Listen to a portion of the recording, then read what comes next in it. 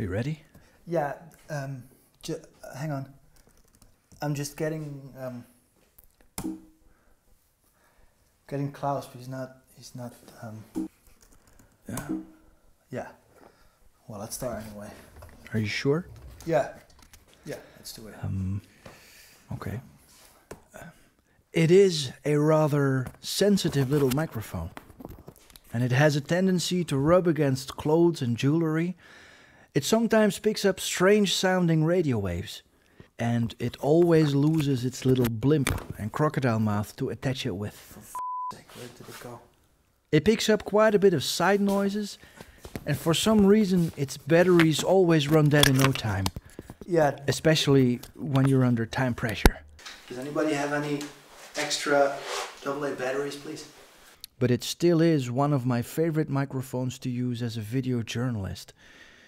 Main reason for that is that it helps setting your speaker free. Free of thought, free to move around, free to be part of the setting. And when he feels free, he'll open up. And when he opens up, he will show the most and purest emotion. And that is what we want, right? Exactly. Freedom to move around. It's also cool if you are making insert shots or cutaways, that your microphone is right in the action of the sound. Because if you're filming me, for instance, I'm a cook, right? I'm in my kitchen scrambling eggs. The sound is right here, being picked up by this little microphone. So it's right in the action. So, and if I'm calling my sous chef, for instance, Geert. Yes, chef. Could you bring me the peppermill, please? Yes, chef. Oh yeah, and make it quick. Okay, chef. Yeah. You see, it's right here, and especially if you're a one-man band, it's very helpful to get good sound on your cutaways and insert shots to play with in the edit. So the wireless microphone makes your speaker feel at home in the setting you're in, rather than standing still, being pushed a microphone under his nose and come up with some good quotes. Yeah, for some people that's quite intimidating and unnatural. That is, for some people, that is. And when you know what to look out for, and when you know how to decrease the chances of it to go wrong, you can exploit the benefits of this little microphone without having the downsides spoiling your sound quality. Yeah, so what is there to look out for while using a wireless microphone? First of all, you need to attach your microphone in the right way. Rule of thumb is that you keep it on a distance between thumb and pinky. Attach it on the side your speaker will speak. Right, so that's in the middle if you're facing forward, or if you're over here and facing that way, you should have it here or right here. Keep your antennas free for radiation at all times. Hide the cable and make sure your microphone is not rubbing against clothes or jewelry. Worst case scenario, you'll have to ask your speaker to remove big noisy earrings and replace them with smaller and more quiet ones. And make sure the membrane of your microphone is facing the sound source. And please use a blimp when needed. Secondly, you need to set your transmitter on the right sensitivity. Right. And if you're wondering what sensitivity... Chef, I found it. All right. Thank you. Yeah, you can... Okay. Right. Good job. Thanks. If you're wondering what sensitivity actually is, it's a technical explanation for... sensitivity is the key to your sound. Right, everybody, this is my hero. Everybody who hasn't met Klaus yet, he lives in Germany, he's an engineer for Sennheiser and he helps me out on the technical side of these little films. So, Klaus, the key to good sound is sensitivity, you said. Explain, my friend. Sensitivity is very important because if your sensitivity is too high, your microphone will clip, and if your sensitivity is too low, your sound will get lost in the noise floor. There you go. So if it's too high and I'm talking loud, it's gonna clip, and this is what it sounds like. If I'm too quiet, you'll have to raise it in your edit, but you're also raising the side noises, the noise floor that is, and that's not good either. To give your mic the right sensitivity, you need to go to your menu, choose sensitivity, make it go up and down with the little arrows, till you hear good sound. To make it louder, you will use the audio level on your camera later on, but right now, the quality of the sound needs to be perfect. I set my microphone to minus 21 dB, but your system might be different, so just check with the headphones. And your sensitivity also supports the level of your compounder system. Yeah, the compounder system. You know, we have to squeeze the full dynamic range into the small bandwidth that we have for each transmitter. And to do so, we are compressing the sound on the transmitter side and we are expanding the sound on the receiver side. Right. So sensitivity is very important. Sensitivity. Right. Okay, when your sensitivity is good, you need a good frequency to make your sound travel through the air to your receiver. And that's something else, right? Your receiver basically is like your FM radio, and if you want to have your favorite music, you have to tune to your favorite station, which is your transmitter. So transmitter and receiver need to be able to talk.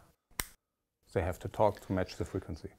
Now, to find the right frequency, you need to switch on your receiver first.